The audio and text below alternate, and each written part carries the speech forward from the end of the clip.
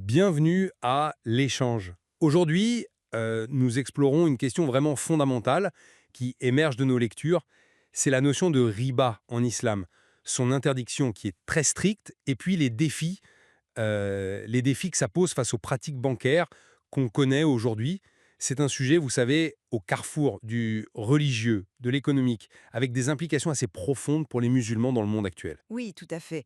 Et la question précise qui va, disons, animer notre échange, c'est bien celle-ci. L'intérêt bancaire, tel qu'il est structuré, tel qu'il est pratiqué aujourd'hui, est-ce qu'il doit être considéré comme identique, tout simplement, au riba interdit par les textes sacrés de l'islam?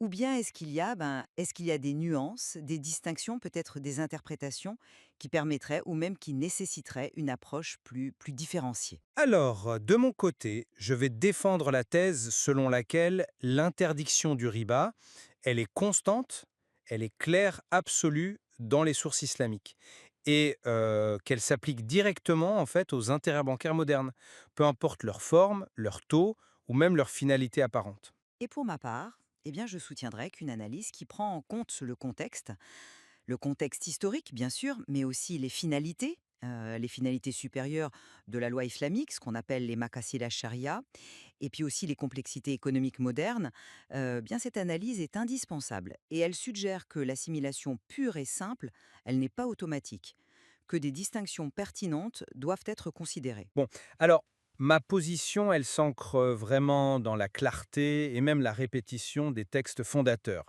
L'interdiction du riba, ce n'est pas un détail, hein, c'est un pilier de l'éthique économique en islam. C'est condamné sans aucune ambiguïté dans le Coran. Le verset 275 de la sourate al-Baqarah, il est souvent cité et il est très, très direct. Dieu a permis la vente, bail, et a interdit l'usure, riba.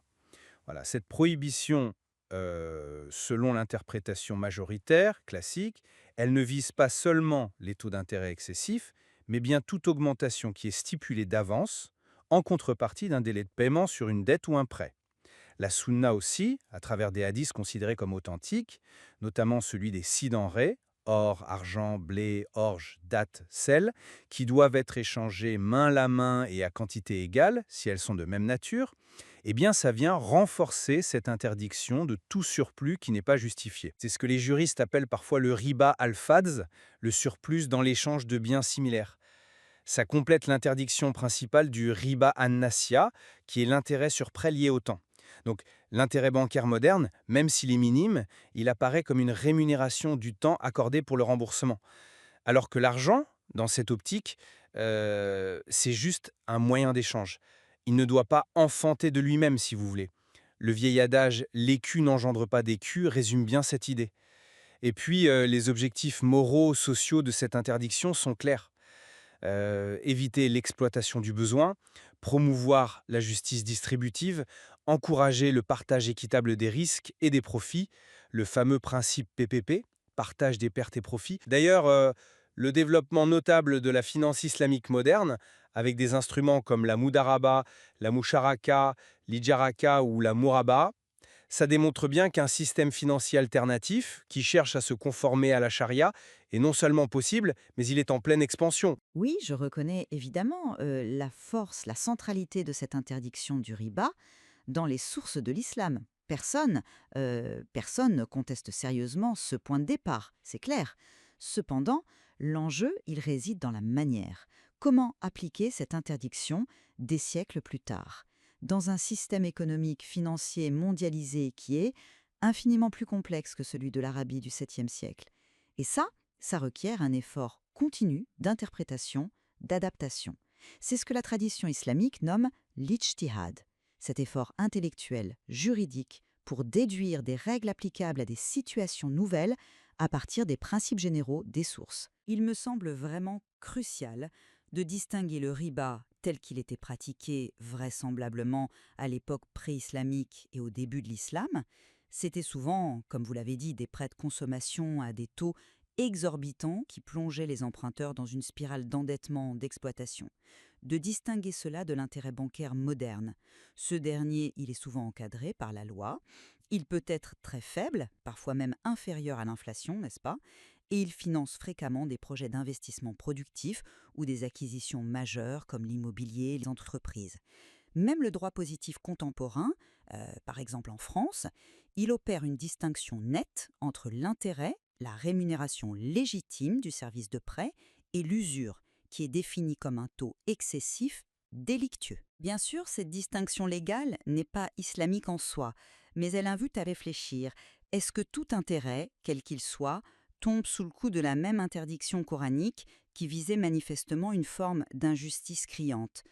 N'oublions pas non plus que les différentes écoles juridiques islamiques, les mazaheb, ont historiquement eu des divergences sur certains détails techniques concernant les transactions relevant du riba. Et plus récemment, certaines fatwas contemporaines, même si elles restent minoritaires ou controversées, c'est vrai, ont pu autoriser, sous des conditions strictes de nécessité, la daroura ou dans des contextes non musulmans spécifiques, le recours à des prêts à intérêt conventionnels. L'argument, c'était que la finalité première, le maqsad, de l'interdiction était la lutte contre l'injustice et l'exploitation et non pas l'interdiction de toute forme de rendement financier lié au temps. Certains analystes suggèrent aussi qu'une partie de l'intérêt moderne pourrait être vue comme une compensation pour les frais de gestion, l'érosion monétaire due à l'inflation ou la couverture du risque de défaut plutôt qu'un simple loyer de l'argent injustifié. Je comprends bien la tentative de contextualisation. Mais permettez-moi de revenir sur la définition même du riba. Quand on lit attentivement les versets coraniques, les hadiths pertinents, on constate qu'ils ne semblent pas introduire de distinction basée sur le taux d'intérêt faible ou élevé, ni sur l'usage du prêt consommation ou investissement. L'interdiction, elle paraît viser le principe même d'une augmentation garantie exigée par contrat, simplement en contrepartie du facteur temps qui s'écoule sur une somme d'argent prêtée. C'est l'idée que l'argent ne doit pas générer de l'argent directement, sans passer par une activité économique réelle qui implique un effort, un risque entrepreneurial ou un échange de biens et services tangibles. L'argent est vu comme un étalon de valeur, un moyen d'échange oui, mais pas comme une marchandise qu'on peut louer contre un loyer garanti qui serait l'intérêt. C'est vrai, cette lecture littérale est très répandue, absolument. Mais n'est-il pas possible qu'une telle lecture, si elle ignore le contexte historique et surtout, j'insiste, les finalités supérieures de la législation islamique, les maqasid al-sharia, n'est-il pas possible qu'elle risque de passer à côté de l'intention profonde du législateur divin? Les maqasid, ces objectifs fondamentaux comme préserver la justice, protéger les biens, promouvoir le bien-être commun, ils doivent guider l'ijtihad. Le terme riba, littéralement, ça veut dire augmentation, surplus. Oui, Mais le contexte des versets coraniques, notamment ceux qui décrivent les conséquences désastreuses du riba, ça suggère fortement qu'il s'agit d'une augmentation injuste, oppressive. celle qui écrase le débiteur déjà en difficulté. Alors, est-il raisonnable d'appliquer exactement la même règle à un prêt usuraire de l'époque, qui pouvait doubler la dette en très peu de temps, et à un prêt immobilier contracté aujourd'hui à 1%, peut-être 2% d'intérêt annuel, dans une économie où l'inflation peut atteindre voire dépasser ce taux? Dans ce dernier cas, le prêteur, en termes de pouvoir d'achat réel, il ne reçoit parfois même pas la totalité de ce qu'il a prêté. Où est l'augmentation injuste dans ce cas précis? Les divergences historiques aussi entre les écoles juridiques malikites, chaféites, hanafites, hanbalites sur des aspects comme les types de biens sujets au riba, al-fadl, le surplus dans l'échange de marchandises, elles montrent bien qu'une interprétation unique, monolithique, n'a pas toujours existé sur tous les détails. Donc l'effort d'interprétation, l'ijtihad, reste essentiel à mon avis face aux réalités contemporaines. Hmm.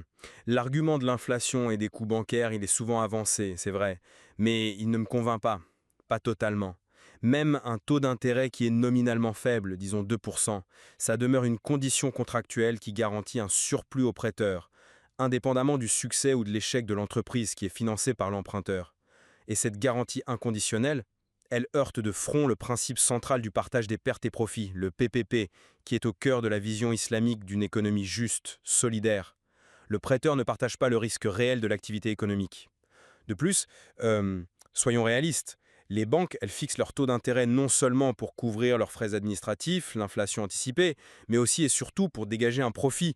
Et ce profit, tiré du simple acte de prêter de l'argent, c'est précisément ce qui semble correspondre à la définition du riba. Participer à ce système, même pour une transaction individuelle, ça revient indirectement à cautionner, à renforcer une structure économique mondiale qui est fondée sur un principe que l'islam condamne très sévèrement. N'oublions pas que certains indices maudisent non seulement celui qui consomme le riba, celui qui le paie, mais aussi celui qui rédige l'acte et ceux qui en sont témoins. Ça montre bien la dimension systémique du problème. La sanction évoquée dans le Coran, une guerre de la part de Dieu et de son messager, ça souligne la gravité exceptionnelle de cette transgression. Je ne minimise absolument pas la gravité du riba, entendons-nous bien. Mais votre description, si elle s'applique bien à certains types de prêts, elle ne couvre peut-être pas toute la complexité des instruments financiers modernes. Quand une banque facture des frais de dossier fixes, par exemple, pour couvrir le coût réel de l'étude et de la mise en place d'un prêt, peut-on vraiment parler de riba au sens d'une augmentation liée au temps et au capital? C'est une rémunération pour un service rendu, non? Et que dire des obligations qui sont indexées sur l'inflation, où le rendement vise uniquement à préserver le pouvoir d'achat du capital investi sans augmentation réelle? Certaines autorités religieuses contemporaines ont justement exploré ces nuances. Elles suggèrent que lorsque l'intérêt ne fait que compenser l'inflation ou couvrir des frais réels et raisonnables, il pourrait ne pas tomber sous l'interdiction stricte du riba usuraire. Le système bancaire aujourd'hui, il gère des risques très complexes. Risques de crédit, de marché, opérationnels, et il a des coûts de fonctionnement importants. Le personnel, la technologie, la réglementation. Réduire tout intérêt perçu à l'usure oppressive combattue par le Coran, ça me semble être une simplification. Une simplification qui ne rend pas justice à la réalité économique actuelle, ni peut-être à la flexibilité interprétative qui est inhérente au droit musulman à travers les ijtihad. C'est précisément face à cette complexité, et pour éviter toute ambiguïté, que les alternatives développées dans le cadre de la finance islamique prennent tout leur sens, toute leur importance. Elles cherchent justement à structurer le financement en conformité avec les principes éthiques de l'islam. Des mécanismes comme la Moudaraba, où la banque apporte le capital, l'entrepreneur son expertise, les profits sont partagés selon un ratio convenu et les pertes sont supportées par le capital, ou la Musharaha, où banque et clients investissent ensemble dans un projet et partagent profits et pertes au prorata de leurs apports.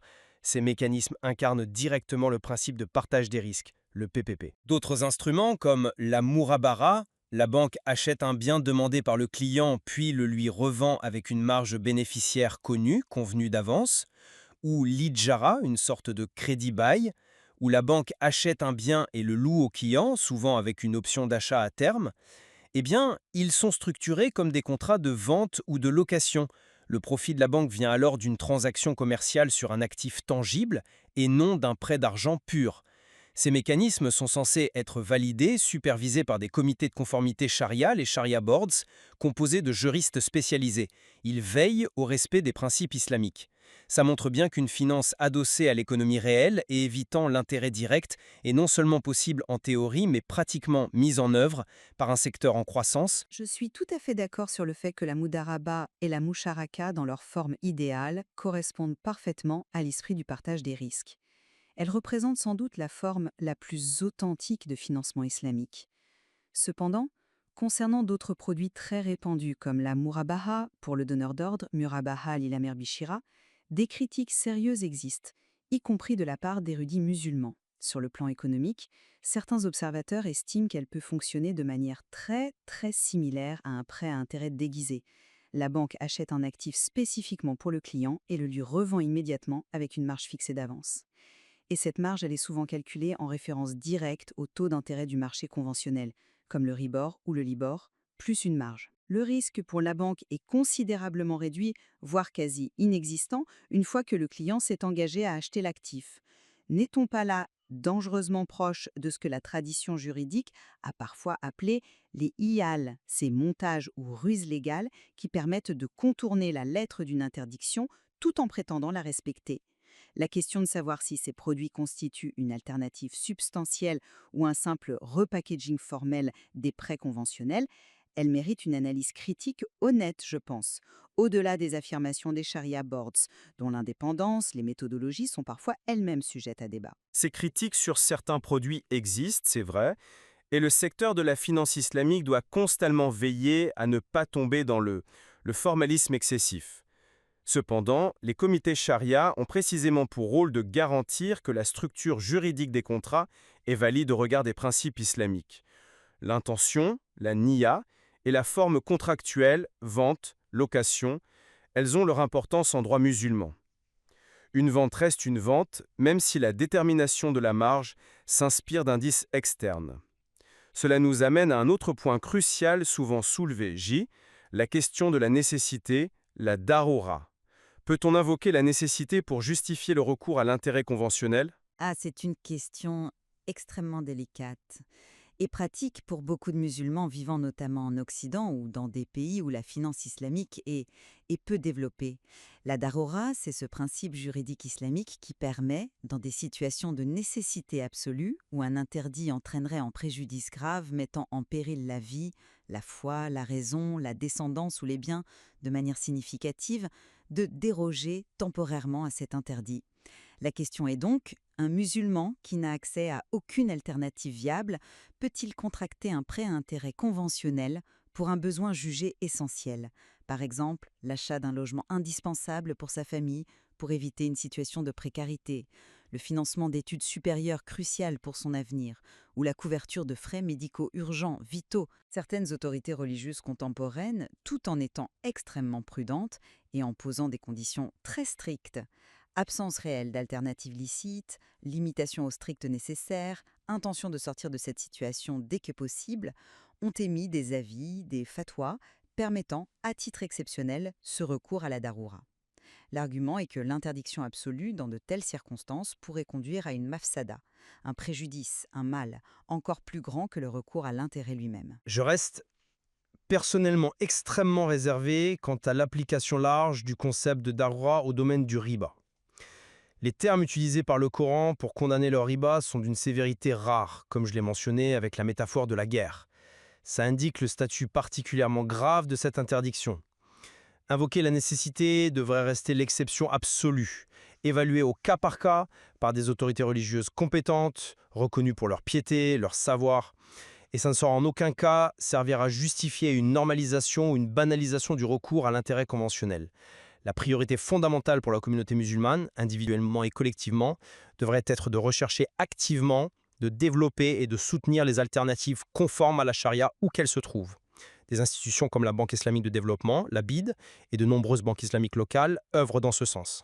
De plus, l'islam lui-même propose des mécanismes puissants pour répondre aux besoins essentiels et lutter contre la précarité, au premier rang desquels figure la zakat. L'aumône légale purificatrice, c'est un des 5 piliers de l'islam, une obligation pour tout musulman disposant d'une richesse minimale. La réponse islamique authentique à la nécessité économique, c'est d'abord la solidarité. La solidarité intracommunautaire, le partage, l'entraide, la circulation des richesses via des mécanismes comme la zakat et les dons volontaires, les sadaqat, bien plus que la facilitation de l'endettement par l'intérêt. En conclusion, je maintiens fermement ma position. L'interdiction du riba est un principe fondamental, explicite et non négociable de l'éthique économique et financière en islam. Selon ma compréhension des textes et de leur interprétation classique majoritaire, cette interdiction s'applique à l'intérêt bancaire tel qu'il est pratiqué dans le système conventionnel. Parce qu'il constitue une augmentation garantie sur le capital prêté, déconnectée du partage équitable des risques de l'activité économique réelle. Les alternatives proposées par la finance islamique, lorsqu'elles sont fidèles à l'esprit du partage des pertes et profits et adossées à l'économie réelle, offrent une voie éthiquement et religieusement préférable. Éviter le riba, sous toutes ses formes, reste une obligation claire pour tous les acteurs impliqués. Pour conclure, de mon côté, tout en réaffirmant sans aucune équivoque l'interdit coranique fondamental du riba en tant que pratique injuste et exploiteuse, je persiste à souligner la nécessité d'une interprétation nuancée, contextuelle, pour son application dans le paysage financier complexe d'aujourd'hui. L'assimilation automatique et indifférenciée de tout intérêt moderne, quel que soit son taux, sa fonction économique, compensation de l'inflation, frais, risques, son contexte d'application au riba explicitement condamné par les textes fondateurs, ne me semble pas aller de soi. Et d'ailleurs, ça ne fait pas l'unanimité parmi les penseurs et juristes musulmans contemporains. Une approche éclairée doit, à mon sens, intégrer les finalités supérieures de la loi, les maqasid, tenir compte des réalités économiques, des distinctions conceptuelles pertinentes et reconnaître la légitimité d'un certain pluralisme interprétatif, l'ikhtilaf, qui a toujours caractérisé la riche tradition juridique islamique.